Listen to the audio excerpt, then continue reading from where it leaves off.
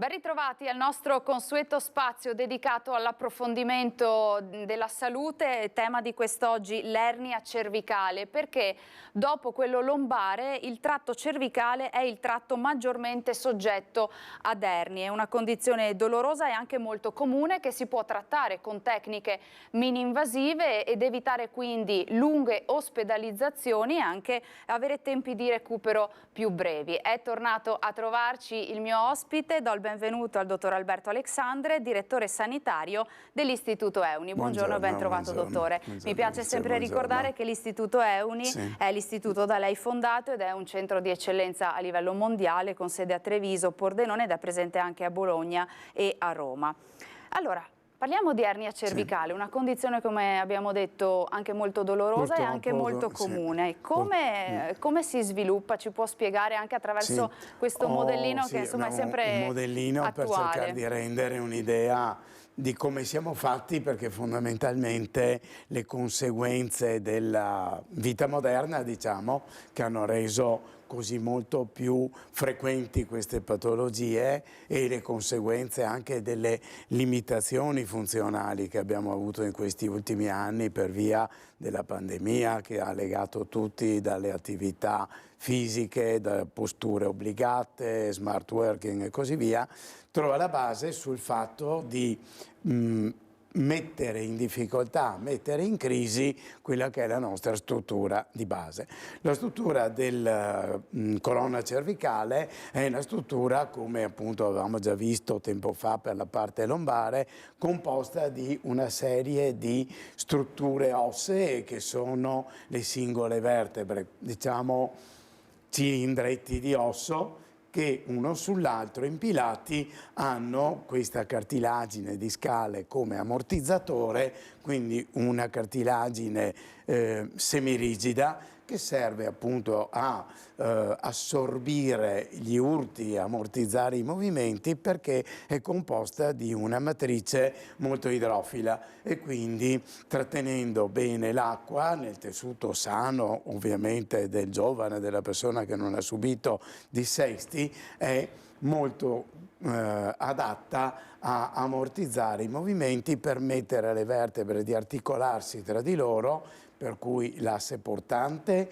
davanti osso con le cartilagini interposte, motilità ammortizzata, dietro la parte di articolarità di una vertebra sull'altra avendo i piani di spostamento di un osso sull'altro, si chiamano faccette articolari, cioè questi piani articolari di snodo. Questa è la parte che porta il peso. Questa parte ha però, diciamo, la difficoltà conseguente al fatto che nell'interno della struttura ossea sta il midollo, quindi questa delicatissima struttura assiale che è l'unica via di connessione del cervello. Qui sarebbe rappresentata la nuca praticamente, quindi la connessione, il cervello soprastante, la connessione centrale è questo midollo cervicale che praticamente occupa la colonna cervicale e la colonna toracica per poi diventare i nervi che vanno negli arti inferiori, nelle intercostali e così via. Specificamente nel collo abbiamo l'asse centrale, va visto bene da dietro perché si vede che sta lì all'interno della colonna ossea, ma ai lati dove sono i bordi del disco nascono dal midollo queste strutture nervose che escono lateralmente e che vanno verso gli arti. Queste sono le strutture appunto nervose delicatissime, come delicatissimo il cervello, che possono andare in crisi per il fatto che si alterino gli spazi e quindi queste delicate strutture vadano soggette a compressioni che purtroppo ostacoleranno la circolazione di sangue e potranno provocare delle conseguenze, parlando del collo, nel caso specifico a carico della spalla, del braccio, della mano, perché i nervi di questa zona servono a comandare questo. Anche oggi non abbiamo mancato di iniziare con il nostro ripasso di anatomia, certo, che è sempre molto utile e importante. È lo snodo principale per capirci. Certo. Ricordo ai nostri telespettatori da casa che insomma, possono partecipare attivamente con una telefonata e dunque con una domanda, una curiosità al dottor Alberto Alexandre. 0422 1628 332 il numero per parlare direttamente con noi in diretta. Ho detto bene che è l'ernia cervicale molto diffusa tra la popolazione, dottore? Certamente è una patologia sempre frutto di usura meccanica di queste delicate cartilagini, che è molto frequente, ma che ha aumentato specificamente la sua frequenza per, diciamo, la vita moderna. Io credo fondamentalmente i mezzi di trasporto, con le loro vibrazioni e il tipo di lavoro a cui le persone al giorno d'oggi sono soggette, hanno reso più critica la situazione della colonna cervicale. Basta pensare che qualunque carico di peso una persona con le braccia solleva, praticamente trova analogo carico attraverso i muscoli della cervicale sulla colonna cervicale, e quindi nella vita attuale molte vibrazioni,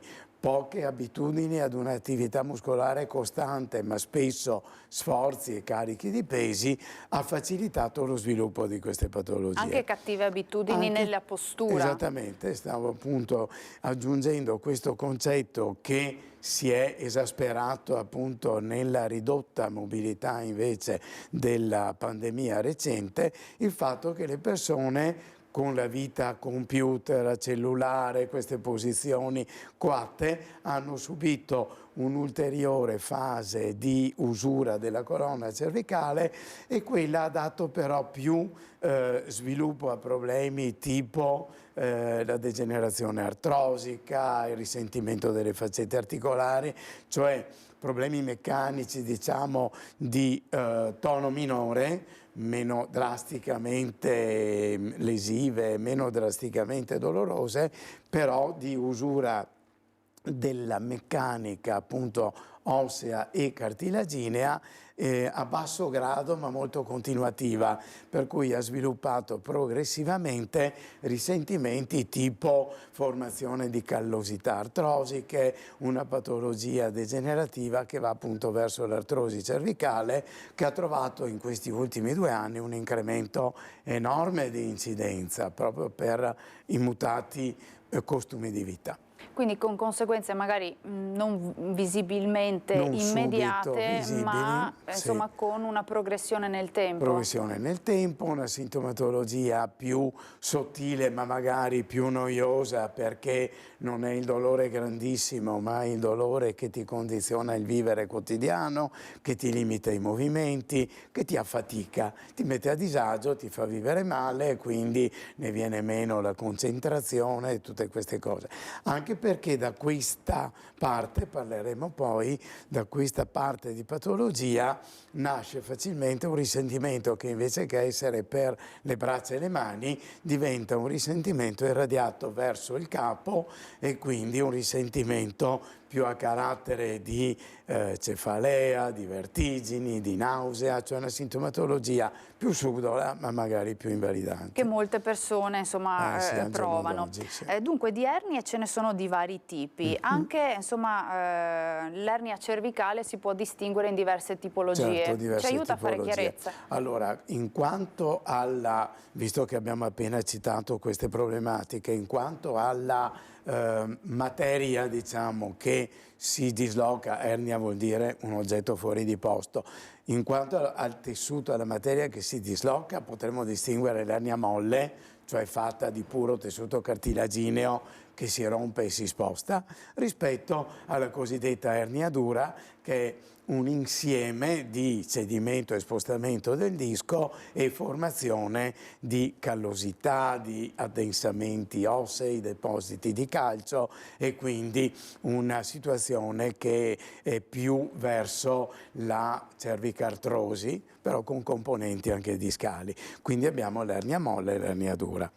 Invece quanto alla forma pura dell'erniazione, come a livello lombare, distinguiamo l'ernia in quanto sfiancamento del tessuto di una cartilagine, quindi protrusione, ernia contenuta, rispetto al fatto che proprio si rompa il disco e un frammento si dislochi, vada proprio fuori dalla sua sede, e quindi parleremo di ernia estrusa.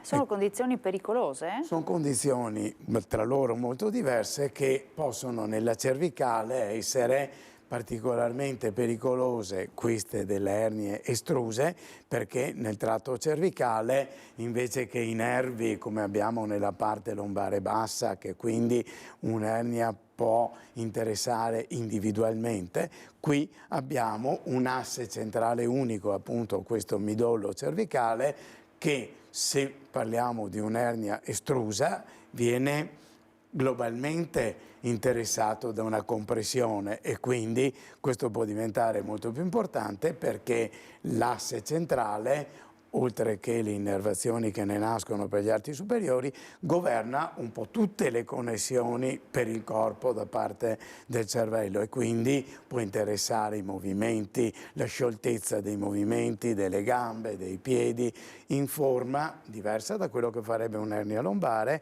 ma in forma più globale, come può fare un'ernia cervicale, che proprio può paralizzare addirittura.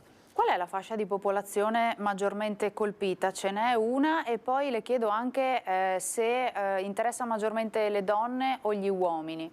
Beh, purtroppo sono patologie che frequentemente colpiscono il sesso femminile con prevalenza, proprio per questioni bioendocrine, gli ormoni femminili, le loro alterazioni mettono più in difficoltà, mettono più facilmente in usura i legamenti, le cartilagini, quindi sono tutte patologie che sono un po' di più per il sesso femminile. In quanto alle fasce di età, anche qui dipende l'ernia molle, l'ernia dura. L'ernia molle può essere una patologia anche collegata con eventi traumatici, è data da una dislocazione acuta di un tessuto morbido, e quindi è più del giovane, dell'età giovanile o dell'età media. E la cosiddetta ernia molle con i fatti discartrosici è più una patologia da usura, da sviluppo di callosità di osso, e quindi tende a prendere una fascia di età medio-alta. Ma insomma tutti possono provare purtroppo questa condizione nell'arco della vita. Ecco la prima immagine che ci racconta un po', ecco, l'atteggiamento comune che hanno le persone che soffrono di questa patologia. L'atteggiamento tipico della posizione di dolore centrale alla base del collo, risentimento con contrattura dei muscoli del collo. Quindi questa è la manovra appunto cosiddetta dell'automassaggio, di cercare di darsi un po' di sollievo, come in tutte le patologie dolorose, per così proprio una caratteristica di come sono fatti i nostri nervi. Con un delicato massaggio, un po' di stiramento e massaggio, uno trova quel minimo di sollievo momentaneo. Perché il dolore, anche molto forte, è probabilmente, mi corregga se sbaglio, il sintomo principale dell'ernia cervicale. Certo, è il sintomo fondamentale. Allora, in fase iniziale lo dobbiamo vedere come il campanello d'allarme. C'è un'alterazione funzionale o strutturale all'interno, il dolore è il segnale che c'è qualcosa che non va. Allora, il dolore, distingueremo se è un dolore da attrito meccanico, quindi da contratture muscolari, quindi un dolore miogeno, si dice, cioè che nasca dalla struttura muscolare dei legamenti, oppure se sia un dolore dato dalla compressione dei nervi, e quindi un dolore neuropatico da sofferenza compressiva magari prolungata di una struttura nervosa. E quindi il dolore certamente è inizialmente segnale d'allarme, poi un sintomo purtroppo caratteristico nella sua persistenza in queste patologie cervicali. E poi ancora formicolio, intorpidimento. Gli altri segni sì, sono appunto quelli che sono i segni della sofferenza del nervo, che partendo dalla regione cervicale va nella spalla, nel braccio, alcune dita della mano, e quindi la visita neurologica raccoglierà appunto tutti questi elementi anche per capire, in base a queste, qual è la localizzazione specifica di un'ernia, perché ovviamente ad ognuna delle radici nervose che nascono da una vertebra o in prossimità di un disco o di un altro avremo un interessamento di un distretto specifico di tessuto cutaneo, di nervi, di radiazione, e quindi sarà diverso e decifrabile, diciamo, il punto specifico di origine, se sarà colpita una parte della mano piuttosto dell'altra, la spalla piuttosto del gomito. Sono tutti segni che appunto dal dolore diventano poi appunto il formicolio, la riduzione della sensibilità, mano a mano che si aggrava la forma di compressione si può arrivare alla perdita della forza. Alla perdita di forza dell'arto superiore, Sì. E poi anche leggevo sensazione di mano fredda o di mano calda, e poi come abbiamo detto insomma si irradia anche alla testa, e quindi frequenti cefalee. Certo, per converso, se ci sono i nervi cervicali, che sono appunto quelli che dal collo vanno a far muovere braccio e mano, altrettanto c'è il cosiddetto plesso cervicale, che qui non è rappresentata, una sottilissima maglia di strutture nervose che dal collo interessano appunto l'emicranio, la regione nucale, e quindi si può avere di superficie una disestesia, diciamo, cioè una sensazione alterata per l'emivolto, per l'occhio, per l'orecchio, fino al vertice, dolori irradiati che tipicamente dalla cervicale arrivano al vertice e alla fronte. Allora in quel caso vediamo che c'è una componente anche muscolare importante, ma poi appunto più, diciamo, in profondità le strette connessioni tra i meccanismi dei ricettori nervosi del collo con l'orecchio interno e con la vista sono gli organi che governano il nostro equilibrio, e quindi facilmente da una alterazione cervicale può nascere la vertigine, la nausea, il disorientamento, l'instabilità dell'equilibrio, tutti i sintomi della parte cranica. Sintomi anche molto diversi tra Sì. loro, ma che spesso facciamo fatica a collegare appunto al collo, e quindi dalla partenza insomma, del dolore. Abbiamo una telefonata in studio. Pronto? Buongiorno, chi c'è in linea con noi?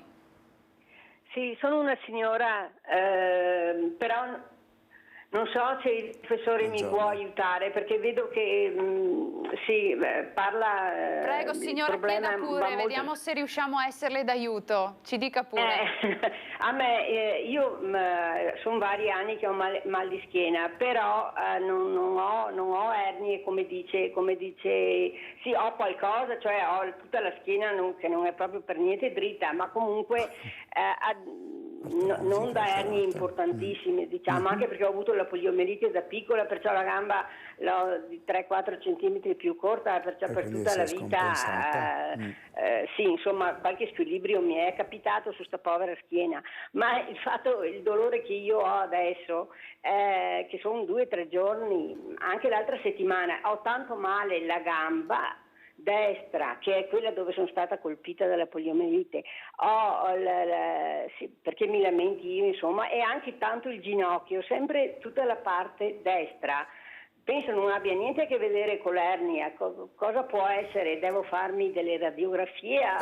Questo sicuramente sì. Grazie signora per la sua telefonata. Vediamo che cosa che indicazione può dare il dottor Alexandre. La signora ci ha dato questa indicazione di base del fatto poliomielitico iniziale, che può sicuramente aver scompensato l'atteggiamento del bacino, quindi scompensato la verticalità dell'asse della colonna vertebrale, quindi facilmente ci sarà una deviazione scoliotica o comunque degli errori di carico, per cui i dischi, in questo caso probabilmente parliamo invece del tratto lombare, i dischi avranno subito un'usura diversa un lato dall'altro e avranno con ogni probabilità messo in crisi le strutture nervose della zona, ed ecco che allora il dolore irradiato all'anca, al ginocchio, a prescindere di eventuali, ovviamente necessariamente valutabili problemi locali di queste singole articolazioni,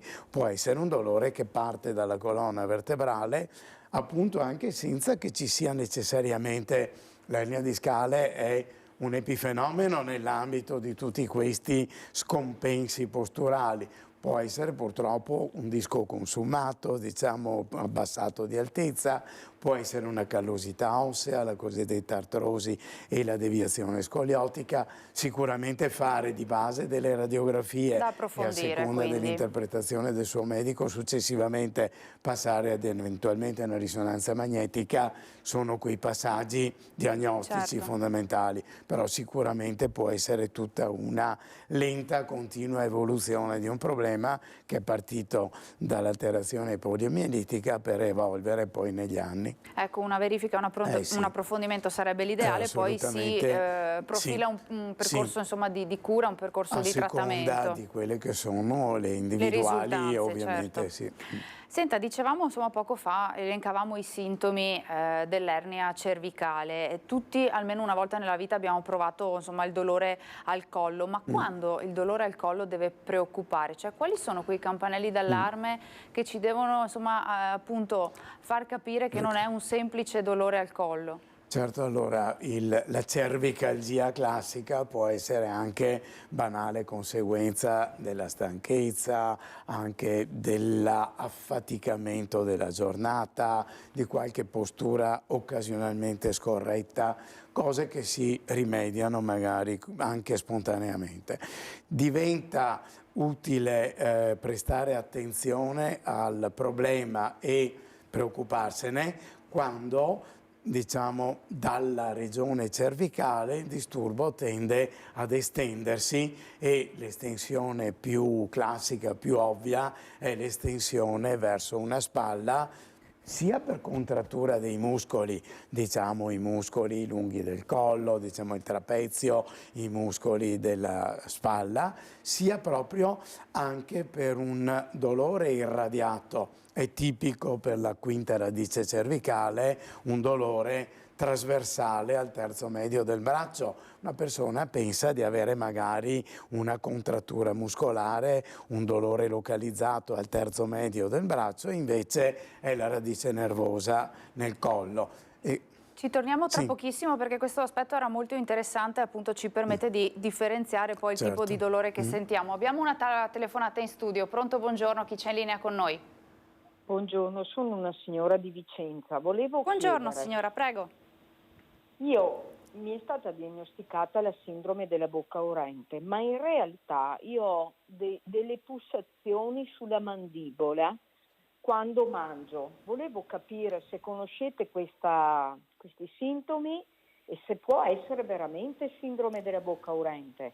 E quindi insomma che collegamento poter fare anche con altri diversi insomma, disturbi. Grazie per la sua telefonata signora, prego dottore. Sì, quindi il discorso è un po' più complesso, possono essere in gioco meccanismi della prima parte, cioè della zona più craniale della colonna cervicale, i nervi di questa zona, ma frequentemente il problema interessa nervi più alti, diciamo più alla base del cranio.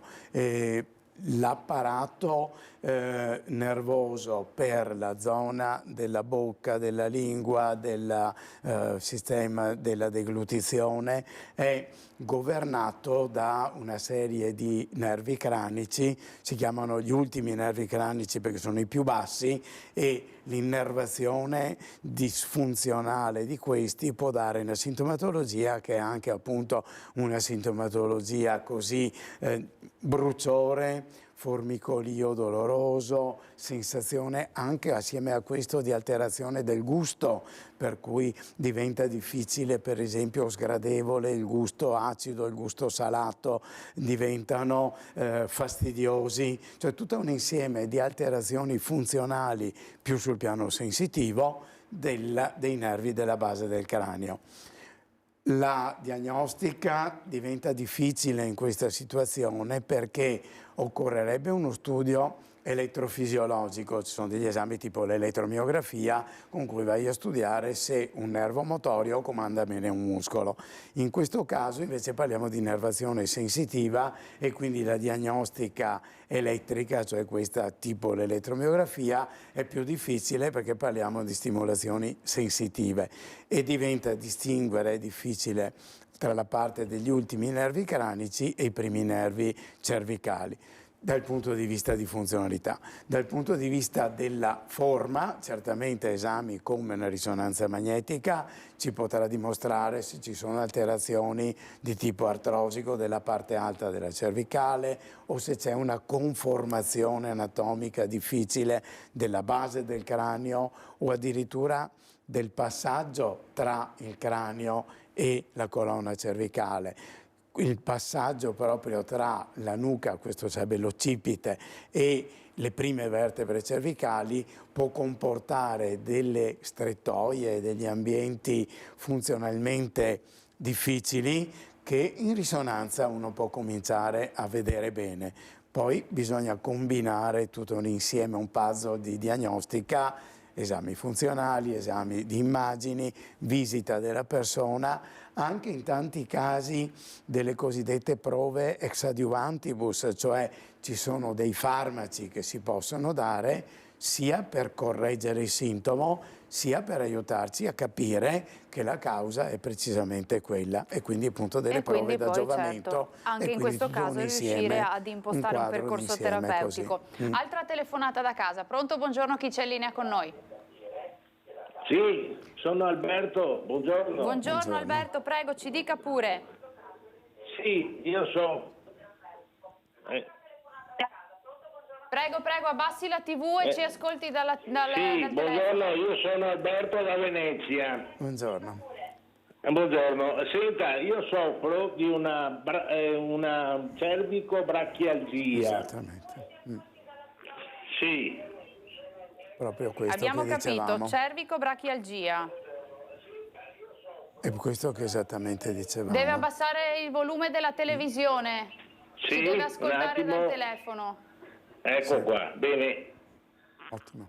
Cervicobrachialgia, ci ha detto, La lei brachialgia soffre? che mi si estende dal lato sinistro, da tutta la spalla, va giù nel braccio e in più sul dito pollice. Mi si atrofizza, sono già 2 mesi. Ho fatto anche del cortisone, ma ha fatto poco o niente proprio. Cosa potrei fare? Volevo chiedere al dottore lì. Sì. Grazie per la sua Grazie. telefonata Alberto. Grazie Che a voi, consiglio, grazie. che consiglio possiamo dare? Sì, era esattamente quello che dicevamo, cioè appunto l'interessamento nel collo del nervo che scende nel braccio. Allora, l'indizio che ci ha fornito dell'interessamento del pollice è indicativo di un problema che sta a livello della sesta radice cervicale, cioè di quella parte di nervo che assieme alla settima arriva a comporre, immagino che intendesse il dorso del pollice, viene a comporre quella parte sensitiva del nervo radiale. Cosa deve fare? Certamente la diagnostica per immagini, sarà la risonanza magnetica, perfezionerà la diagnosi con precisione. Certamente il trattamento cortisonico è sempre il trattamento, diciamo, classico di prima scelta, perché toglie la cosiddetta infiammazione, cioè migliora la circolazione di sangue nel nervo, toglie il gonfiore nella radice di nervo che nel collo sia ristretta e quindi abbia un cattivo metabolismo, e quindi teoricamente è la scelta primaria per dare un sollievo.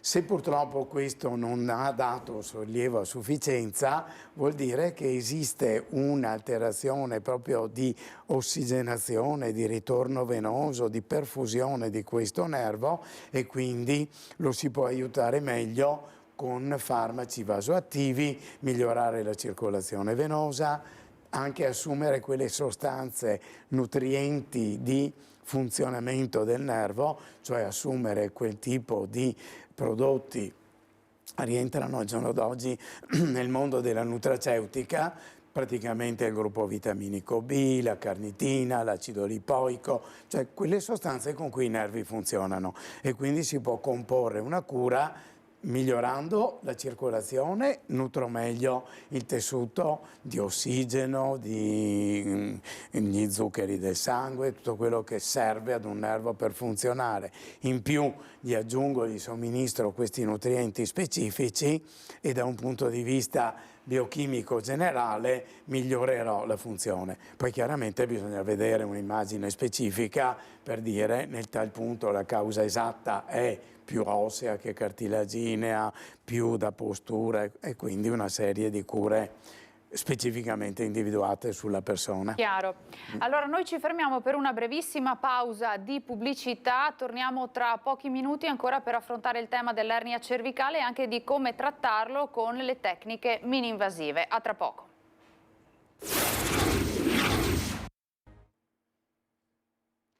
Rieccoci nuovamente in studio, ancora in diretta per parlare di ernia cervicale. Abbiamo subito una telefonata da casa in attesa. Pronto? Buongiorno, chi c'è in linea con noi? Buongiorno, mi chiamo Marina. Buongiorno Marina. Da provincia di Venezia. Prego, dica pure. Allora, io praticamente mi hanno trovato 2 ernie cervicali, la quinta e la sesta, ma non è proprio ernia, mi dicono che sono le cartilagini che si consumano. E questo mi provoca parecchi vertigini, si infiamma il nervo vestibolare e da pochi mesi mi crea problemi al gomito destro e alle 3 dita delle mani e la spalla. Volevo capire se esiste una cura per queste cartilagini, perché sono queste che mi creano problemi. Certo. Grazie Marina, grazie per la sua telefonata. Sì. Prego, dottore. Vede che la signora ci ha dato una sintesi certo. di sintomi terribilmente dimostrativa. Allora, prima di tutto bisogna commentare che i sintomi che ha indicato sono ad origine da diversi distretti. Nella colonna cervicale la signora ha citato i disturbi che vanno al capo, vertigine, disturbi di questo tipo, come abbiamo accennato prima, sono le connessioni del cosiddetto plesso cervicale, cioè l'insieme dei nervi del collo che afferiscono alla sensorialità dell'orecchio interno e che quindi contribuiscono a formare l'organo dell'equilibrio e sintomi di quel tipo. Poi ha accennato invece a disturbi irradiati alla spalla, ai formicolii, alla mano e questa, al gomito anche, sì. Al gomito, e questi sono i nervi, appunto, la quinta, la sesta e la settima radice cervicale e il passaggio tra l'ultima cervicale e la prima toracica, l'innervazione appunto per quella parte della mano che dipende poi anche dal passaggio di questo nervo nel canale carpale, quindi diagnostica da distinguere che non ci sia un problema anche nella mano, e nel gomito perché purtroppo le ultime radici cervicali formano un nervo che si chiama invece nervo ulnare che passa appunto nel gomito e arriva alla mano, e quindi qui vede la partenza multipla dal collo, però anche l'opportunità di distinguere che non ci siano anche elementi periferici che possono sommarsi assieme. Giustamente la signora ha detto tutto mi viene dalle vertebre, dai dischi cervicali, perché sicuramente è l'usura, cioè la perdita di altezza di questi dischi, che comporta che gli spazi delle radici dei nervi diventino più piccoli, perché proprio in senso verticale prima di tutto si riduce la distanza, quindi il nervo viene, diciamo, pizzicato, ristretto, sia poi lo scontro tra le 2 pareti di osso, perché non c'è più l'ammortizzatore in mezzo, andrà a ridurre anche in senso antero-posteriore proprio il calibro del canalino di uscita. Cosa si può fare quindi? In tutte queste cose, se la patologia è veramente d'atrofia discale, nel disco in sé si usano dei sistemi, diciamo, di medicina rigenerativa che possono essere l'applicazione di gel piastrinico, PRP, gel leucopiastrinico, forme cioè di cellule e di attivanti come gli ormoni dell'accrescimento delle piastrine, concentrati dal sangue e iniettati nel disco, e questo appunto è la rigenerativa per le strutture cartilaginee. Chiaramente i disturbi invece sono disturbi dai nervi, e quindi ritorniamo al discorso di prima di dover nutrire molto queste strutture nervose per fargli recuperare la circolazione di sangue, il metabolismo, l'ossigenazione. Chiaro. Quindi altra telefonata da casa, okay. Oggi le domande Grazie. non mancano. Pronto? Buongiorno, chi c'è in linea con noi? Pronto? C'è qualcuno in linea? Pronto? Buongiorno, buongiorno signora, prego. Buongiorno. Buongiorno. Allora, io volevo chiedere Prego, chieda pure. Allora, sono Cinzia, chiamo da Padova. Buongiorno. Allora, io volevo chiedere al professore un'informazione, perché io non ho un'ernia cervicale, ma ho una rettifica cervicale. Ecco. La rettifica però è una pertica completa. Sì. E il discorso è che io, come mi ha detto il fisiatra, sto avendo problemi alle spalle e alle braccia. Sì. E c'è un modo per curarla oltre la chinesi? Grazie Cinzia, che consiglio possiamo dare per la cura? Allora, la signora appunto, poi magari vedremo quell'immagine che poi avevo preparato, Certo. e dove ci sono queste patologie dei dischi, la conseguenza è appunto la messa in difficoltà dei nervi, e quindi la reazione naturale più diretta è che la muscolatura della zona vada in contrattura e ponga la colonna cervicale in posizione diritta, tirata, perché teoricamente siamo costruiti con un collo dolcemente inarcato all'indietro, la cosiddetta lordosi cervicale, così come c'è quella lombare, cioè il collo è costruito e ci sono tutta una serie di questioni, di carichi di meccanica, di equilibri, eccetera. Siamo costruiti per avere il collo dolcemente inarcato all'indietro. L'alterazione funzionale interna comporta invece che la muscolatura cercherà di tenere tutto rigidamente fermo e quindi cambia il carico, cambia la postura. Questo purtroppo ovviamente è un meccanismo di difesa naturale, ma comporta alterazioni nuove sulla assialità, quindi sui carichi posturali, sul fatto che i dischi possano in maniera diversa o usurarsi o spostarsi addosso alle radici dei nervi, e quindi generare questi nuovi disturbi, questa sequenza di disturbi. Chiaramente una cura fisiatrica parte da questi presupposti ed è estremamente utile nella ricerca di ripristinare, soprattutto non essendoci un'ernia discale, la ricerca di ripristinare un equilibrio adeguato per la muscolatura e per la funzione, e quindi una base di trattamenti fisiatrici. Il collega sarà sicuramente adatto ad effettuare anche delle trazioni cervicali, dell'insegnamento di ginnastica di rinforzo della muscolatura dei posteriori del collo, dei trapezi, dei muscoli delle scapole, cioè tutto quell'assetto muscolare che, permettendo un'adeguata apertura, Certo, diciamo, migliora la situazione. Certamente sono poi abitudini posturali che uno deve acquisire una volta che le ha imparate dal fisiatra. certo, e metterle in pratica. Sì. Andiamo a parlare di diagnosi. In Sì. questa immagine vediamo insomma, come si fa la risonanza magnetica, che tanto fa paura a molte persone. Sì, purtroppo l'ambiente che diventa un tunnel di un ambiente chiuso, per tante persone purtroppo è un ambiente antipatico, e si capisce perché l'esame è lungo, l'esame è rumoroso, sei in uno spazio chiuso, Certo. Certamente non è il massimo, però è il massimo che esista per la qualità della diagnostica, perché fa vedere tutto con esattezza al millimetro. Chiedo un attimo di pazienza alla persona che è in attesa al telefono, perché vorrei mostrare un tipico referto che evidenzia una un'ernia tipica immagine cervicale. di ernia. Ecco qui, questo, la situazione è collocata tra la quarta e la quinta vertebra cervicale. Quella prima, diciamo, struttura di un blocchetto di osso con una specie di stalattite sopra è la cosiddetta seconda vertebra cervicale, perché la prima è un anello sopra. Quindi seconda, terza, quarta. Tra la quarta e la quinta si vede bene come una parte del disco è dislocato all'indietro e viene a toccare quella corda grigia centrale che appunto è il midollo.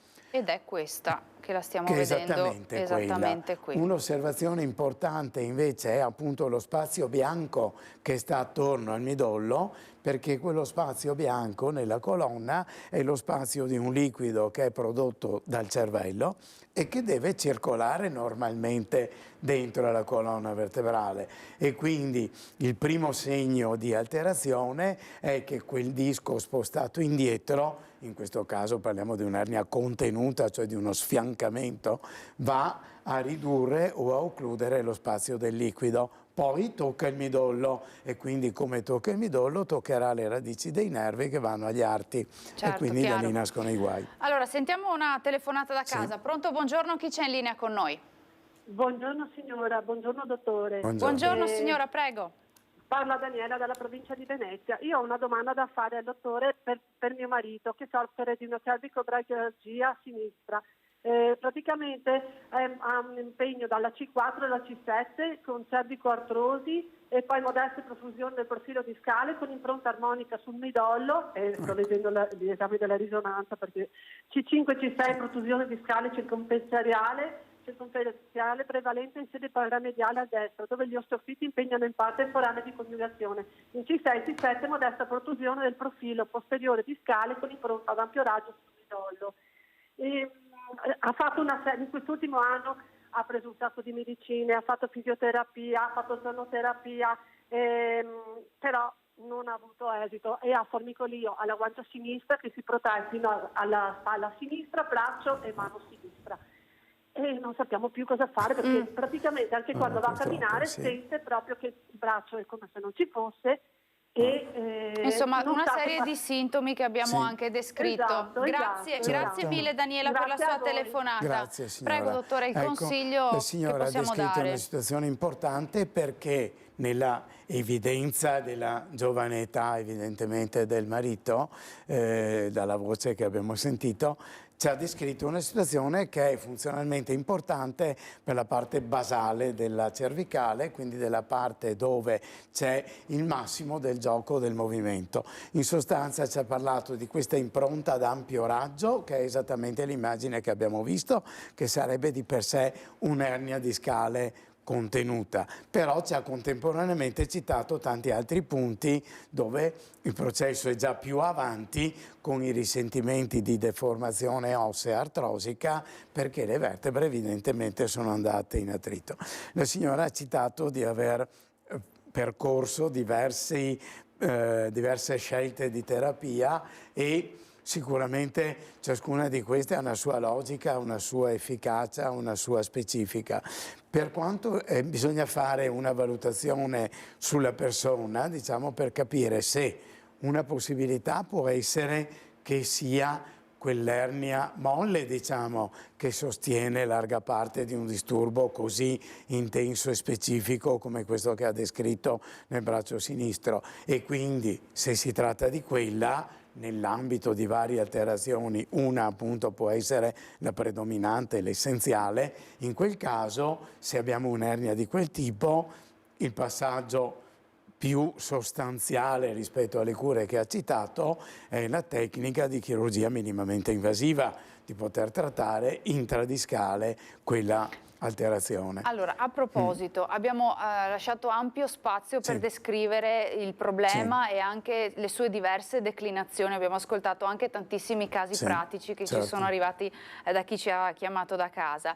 Iniziamo a parlare negli ultimi minuti che ci rimangono proprio di come trattare con le tecniche mini-invasive l'ernia cervicale. Da questa immagine vediamo un primo approccio e quindi una prima fase di valutazione e di avvio della terapia. A cose che ci hanno già citato i nostri ascoltatori, praticamente inizio di trattamento fisiatrico, manipolativo, di correzione della postura, un primo grado, diciamo, di trattamenti. A questi succede poi nella immagine seguente che vi ho portato il fatto di effettuare delle tecniche infiltrative locali che andranno dalla somministrazione di farmaci alla possibilità, come ha citato la signora, di fare l'ozonoterapia paravertebrale, a iniettare per carità anche il cortisone, anestetici, cioè vari tipi di scelte che hanno in comune la caratteristica di effettuarsi a livello ambulatoriale con la mini-invasività del trattamento biochimico non pericoloso in assoluto. Al passaggio successivo appunto delle tecniche mini-invasive, passando su un assetto però appunto più specificamente chirurgico, la cosiddetta chirurgia minimamente invasiva, dove si può andare con una sonda direttamente dentro al disco per fare un trattamento, nel caso di una protrusione erniaria, direttamente pungendo la struttura discale e attraverso questo ago sonda introdurre una possibilità di alcuni tipi di sistemi che servono a correggere il problema. Allora li vediamo Quindi, nel dettaglio e ci spiega proprio come si fa. Ecco, quella è una delle abbiamo una serie di possibilità. Certo. Questa è una prima possibilità, il fatto di pungere un disco, per esempio lì richiamo l'attenzione sul fatto che quel disco è più basso degli altri e quindi presentava dei segni di cedimento, di essere rovinato. Le due strutture ossee contrapposte hanno anche dei bordi un po' sfrangiati e quindi erano anche segni di artrosi cervicale conseguente. Quindi in questo caso siamo andati con un sottilissimo ago per fare il trattamento intradiscale con l'ozono, perché in questo caso la multifattorialità, degenerazione discale, fatti artrosici, compressione della radice del nervo, poteva beneficiare in maniera efficace da un trattamento fondamentalmente biochimico come è quello. In un'altra immagine che ho preparato, anche qui il trattamento è fatto con un'aggressione, diciamo, con questo ago più laterale e si va direttamente anche qui nel disco e verso il punto dove la radice del nervo esce dal disco per andare a fare un trattamento biochimico che può essere con l'ozono, con i farmaci rivascolarizzanti, con varie sostanze. In una successiva evenienza che ho presentato invece si vede che attraverso l'ago è stato introdotto un elettrodo, quella puntina appena curva dell'elettrodo che applica un sistema di radiofrequenze, cioè un sistema di onde radio che hanno la capacità di disgregare il tessuto erniario. Allora in questo caso avremo a che fare con un tessuto erniario più consistente, più idratato, che magari comprime sui nervi in maniera più forte ed è quindi utile proprio, non possiamo dire proprio bruciarlo, ma disidratarlo, disgregarlo con le radiofrequenze, sì. Parimenti possiamo fare entrando attraverso quell'ago con una sonda a vetro per il laser, trattamento microdiscectomia laser.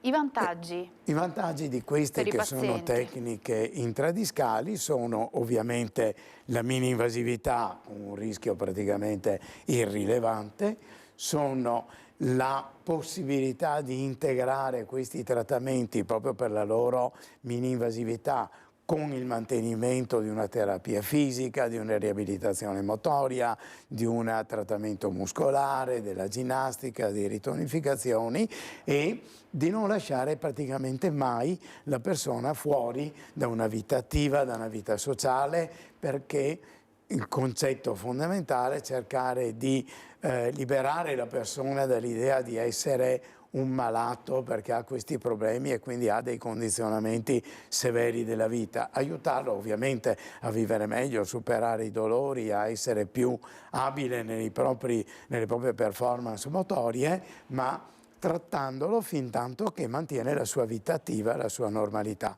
perché queste tecniche sono tutte tecniche di day hospital, di non necessità di ricoveri, tantomeno ricoveri prolungati e cose che si fanno accoppiate alla nutraceutica, alle radiofrequenze come trattamenti ambulatoriali, al mantenimento della ginnastica, del lavoro. E anche insomma con tempi di recupero più brevi rispetto a un intervento classico e più invasivo. Sì. Tutte tecniche che lei utilizza all'Istituto Euni, con quali risultati? Beh, le casistiche che abbiamo sviluppato per fortuna sono casistiche che ormai datano da decenni. Praticamente io ho fatto assieme al collega americano che ha inventato questo sistema, ho fatto il primo di questi trattamenti in Italia nel 98.